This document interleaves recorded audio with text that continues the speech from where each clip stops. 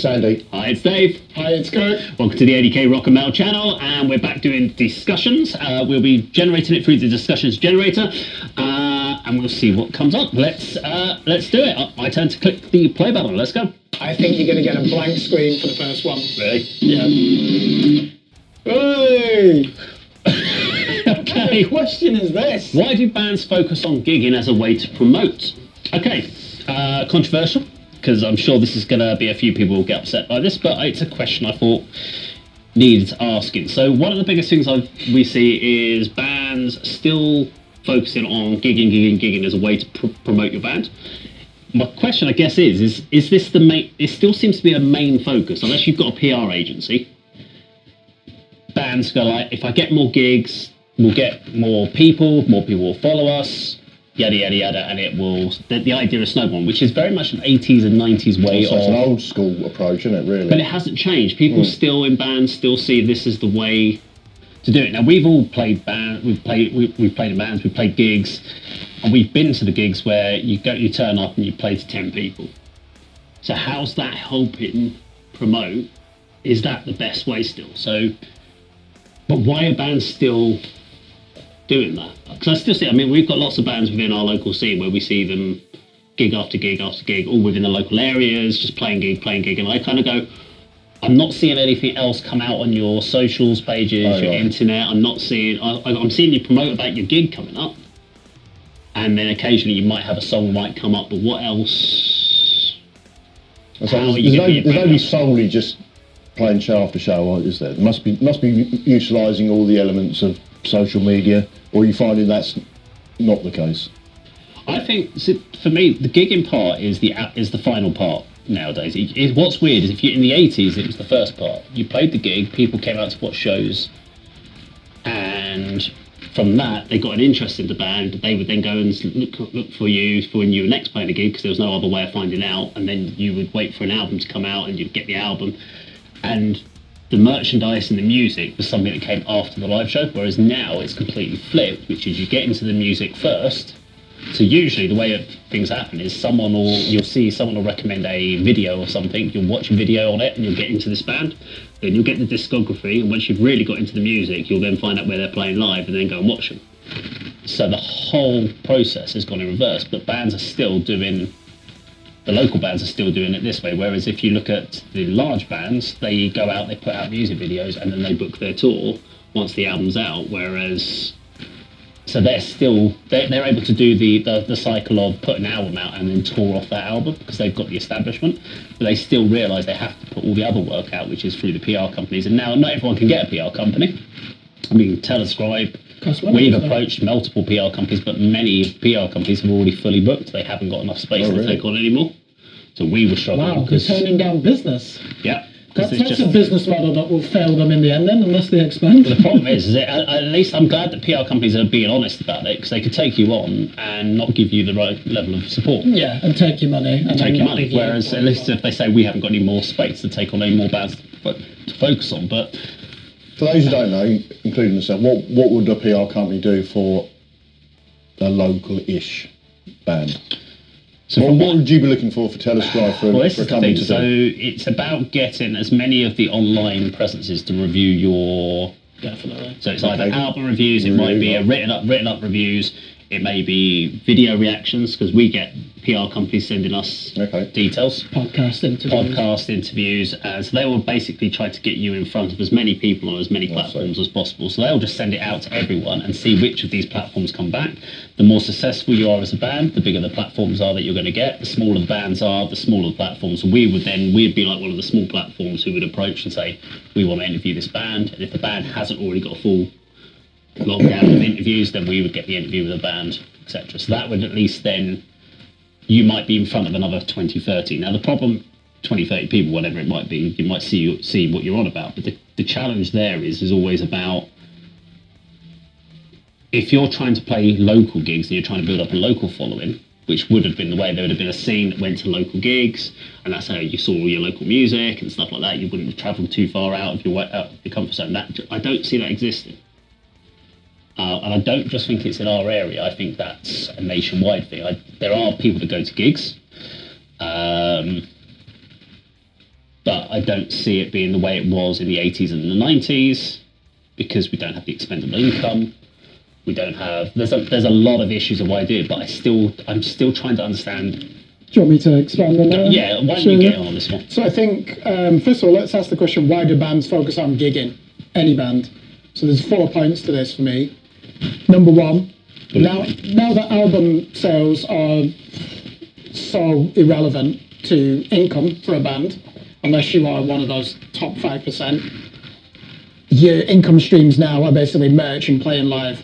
So playing live is even more important, especially for mid-tier bands that have had success or a legacy of success in the 90s and 2000s, because that's how they get their merch sales. They get people through the door to their gigs. So we know that gigging is important even more now because of the decline of physical unit sales. Point number two, let's look at a metal band. If you want to get signed to Nuclear Blast, Roadrunner, any of the big labels, Century Media, the A&R department will have a checklist. Obviously, do they like the music? Are they a stable band? Are they a strong live band? Can they commit to touring? So if you want to get on one of the big labels, there's always outlier exceptions. If you want to sign to Nuclear Blast and you're not a legacy band with this great following from the 90s like Sepultura or Machine Head or even My Name Bride, you need to be playing live. Not only that, you need to be supreme live because there is a checkbox. So these labels absolutely demand that you do this. The third point, money as well. Take, for example, Twisted Sister, Dee Snider, we'll never reform. And even he's come out last week and said, look, we are getting some incredible offers now, which we just can't refuse. Same with Slayer. So we know that certain types of bands, you're going to come out of retirement if it's on a big festival bill, because it's easy to make your money back if you're the organiser for that and still let those bands trouser a lot of money. Fourth point, when we look at this, why do bands focus on gigging as a way to promote? These people are artists. This is entertainment. A lot of people live and breathe the thrill of playing live on a stage, so they're always going to want to do that.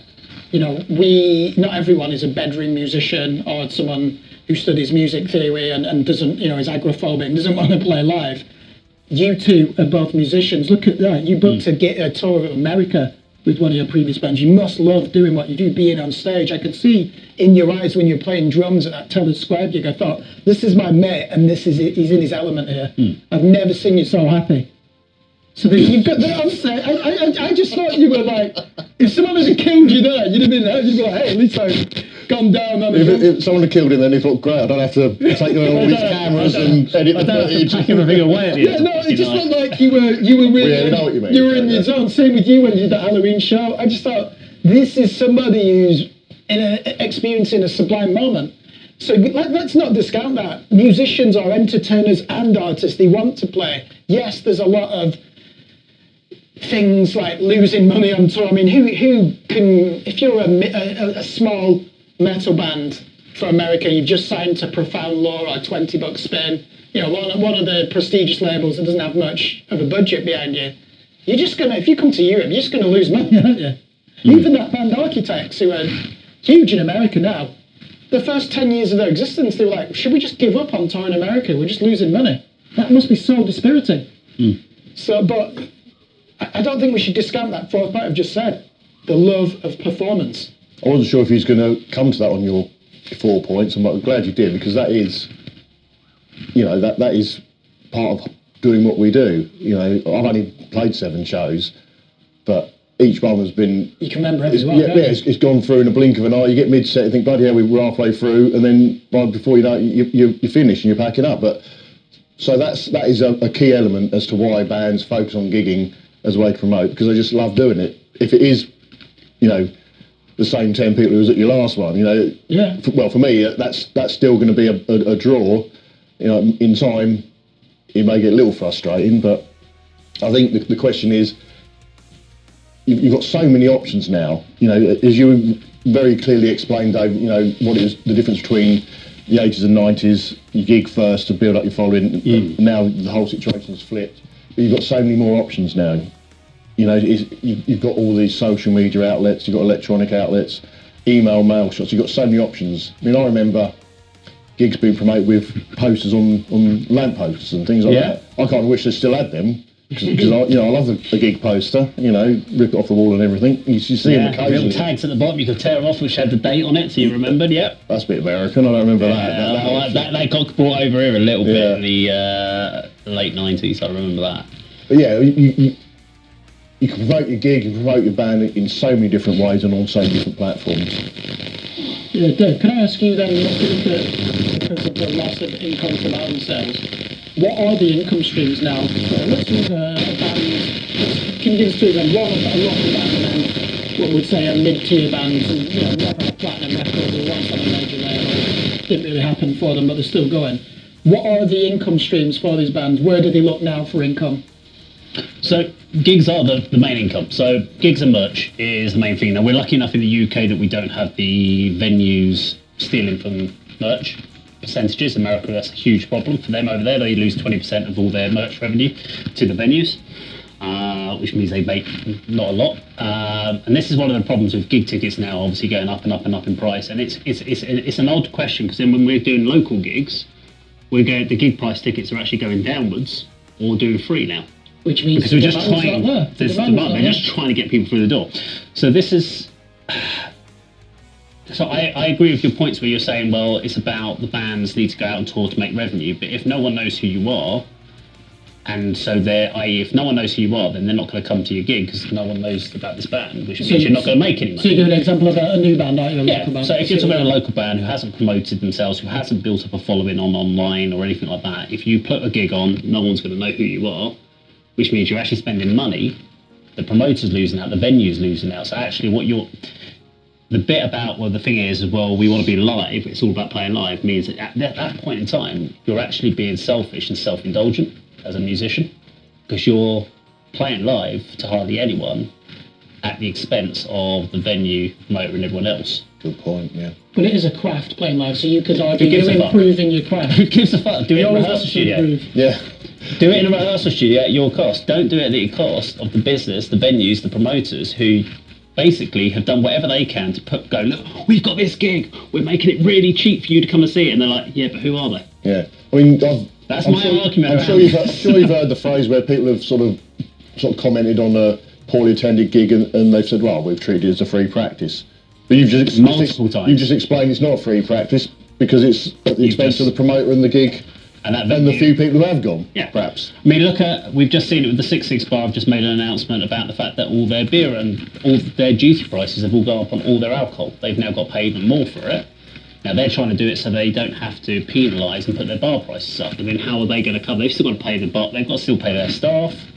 I know the price of now doing that venue as a promoter, if we want to do it. So we would know how much we have to charge for tickets. Now, do we do it as free entry?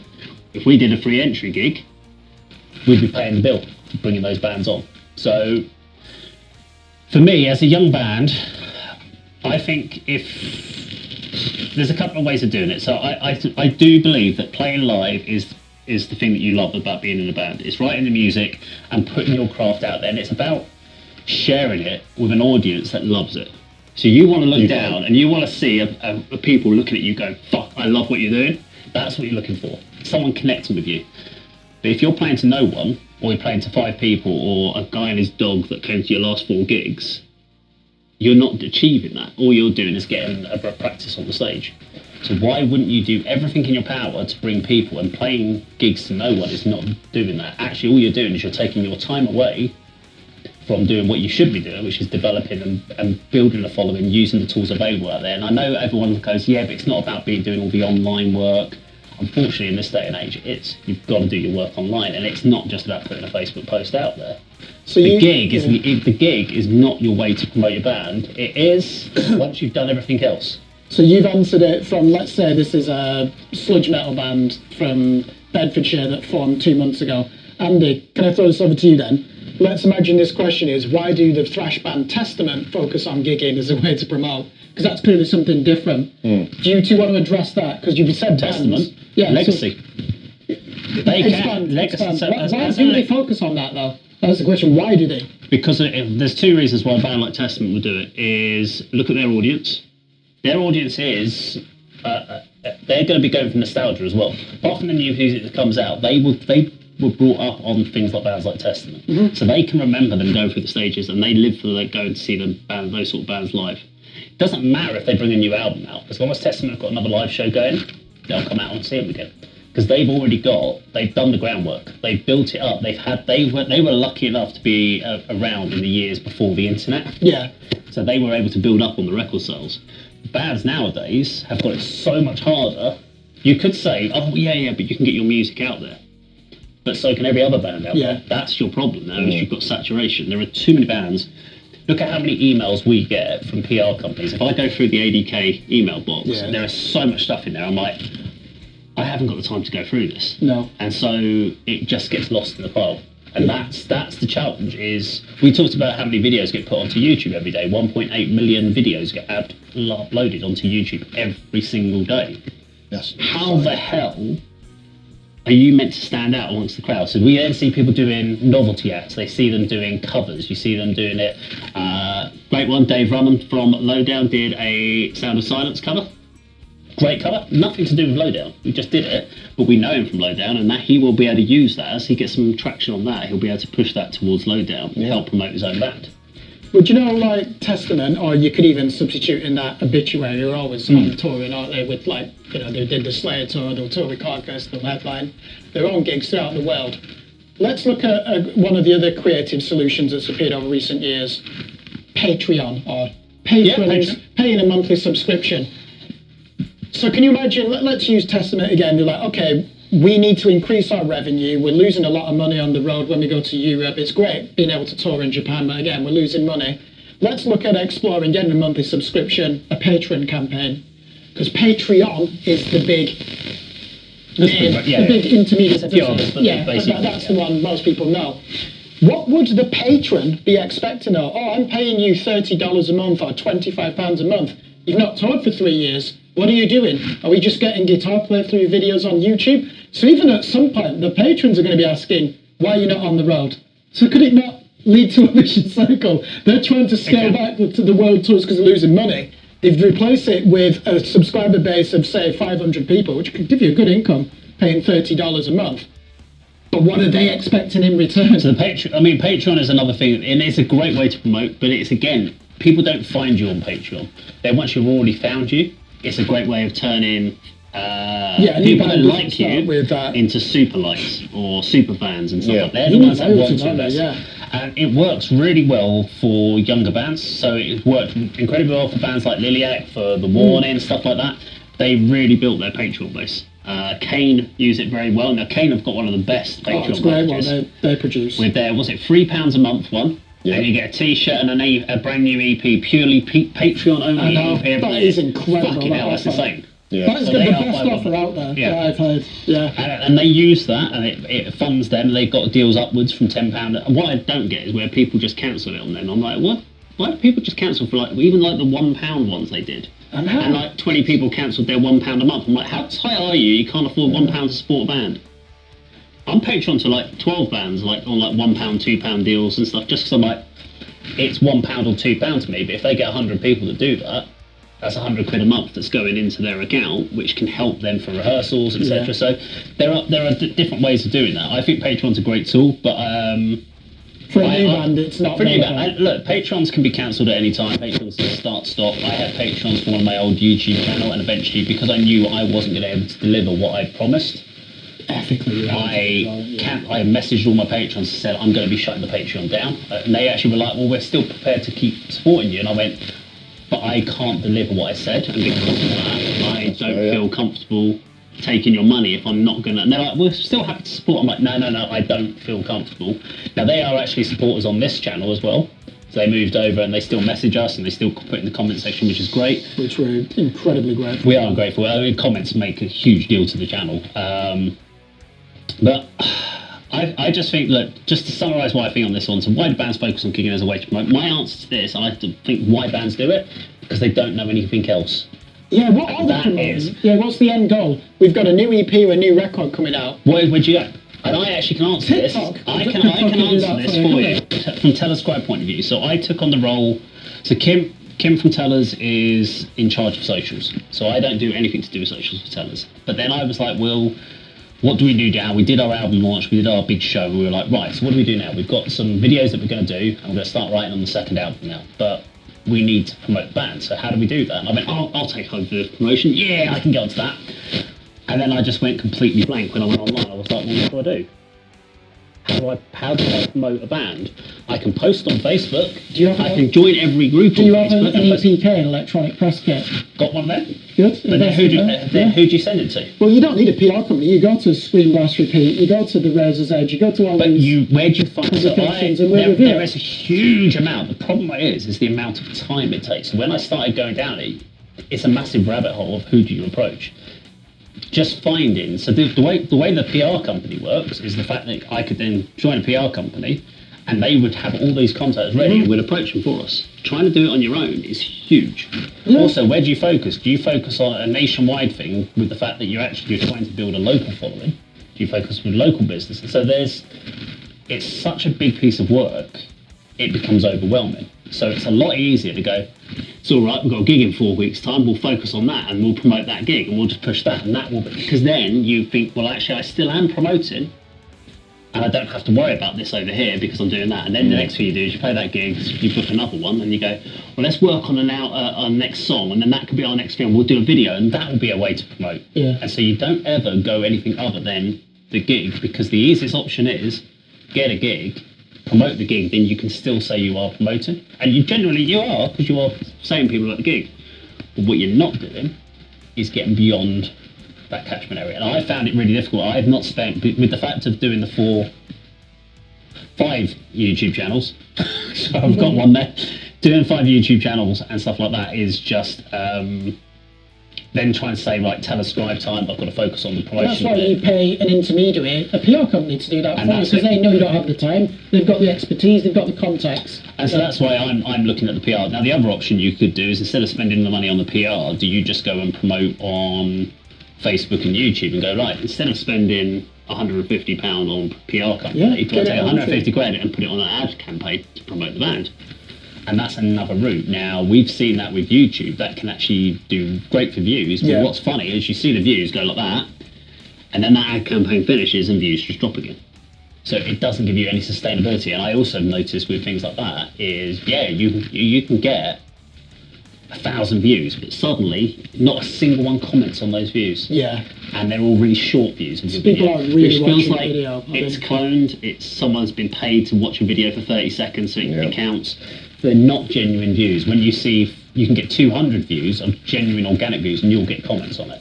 You can get 5,000 paid views and you get nothing off of it. Yeah. And that's where the problem is. Andy. Is it worth it? So Can I final thing to Andy. Can I just ask a question? Nomadic Ren. Yeah. Let's imagine someone presents to you market research. If you spend 18 hours a month promoting your music on TikTok with the end goal to get more Spotify downloads for your new EP. You on TikTok. Or you spend, let's say, rehearsals, 10 hours in a month, 2 shows, and it clearly shows that using TikTok helps you achieve your end goal of getting more downloads on Spotify and more awareness on Bandcamp, etc. Is it as simple as, right, okay, the market, the stats tell us this, stop playing gigs, we need to start directing our attention to TikTok teasers, of 30 seconds long? I think, we have got a TikTok channel, I think, for the band that Sam looks after.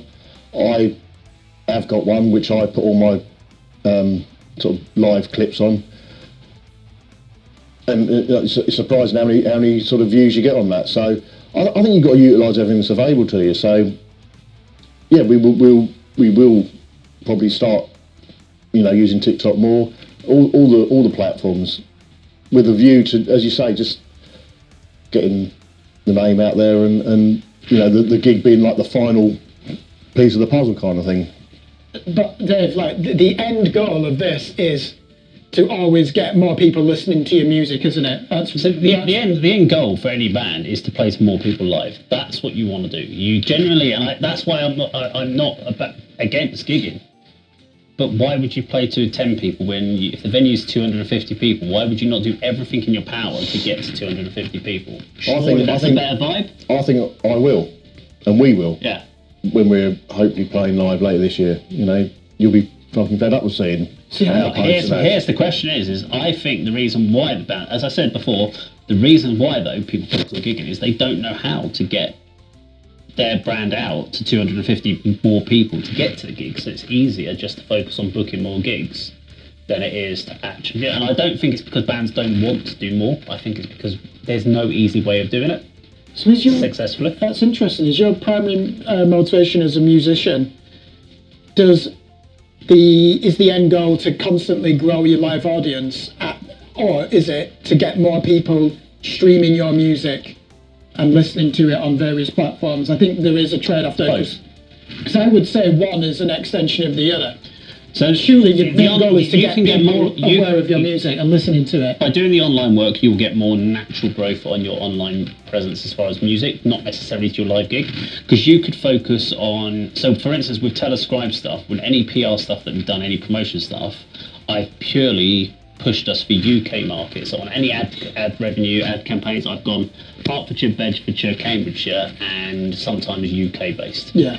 I've not pushed us to any other market as far as I And know. that's understandable. Because I'm like, well, what's the point of me going, well, we're really big in Indonesia. That's not going to help us play at the next gig. We'll still only have 5 people because no one in Indonesia is going to come over. Truth. So here is the thing: focus on where your local area is. How do you build your brand locally, then nationally, then globally? If you start going, we're going global from day one, that doesn't help you at the gigging stage. You're better to focus on where do you build, and unfortunately, we don't have a built-in audience in the live scene. So you've got to find a way of getting your stuff in front of people that may not be your local friends and bands and stuff like that are going to be able to come out and watch you.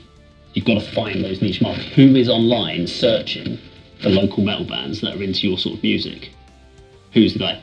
It's going to be a 50-year-old bloke who loves rock and metal. Now, the problem you've got there is they like classic rock and classic metal. They're not going to really listen to gentle and progressive metal. They might, but we don't see that market crossing over as much. So, I don't know. Let's see what people think in the comments below. That was one hell of a long discussion today. That was about half an hour on that one. Yeah. Let us know if you enjoyed our discussion today, and we'll see you on another video sometime very soon. Take care.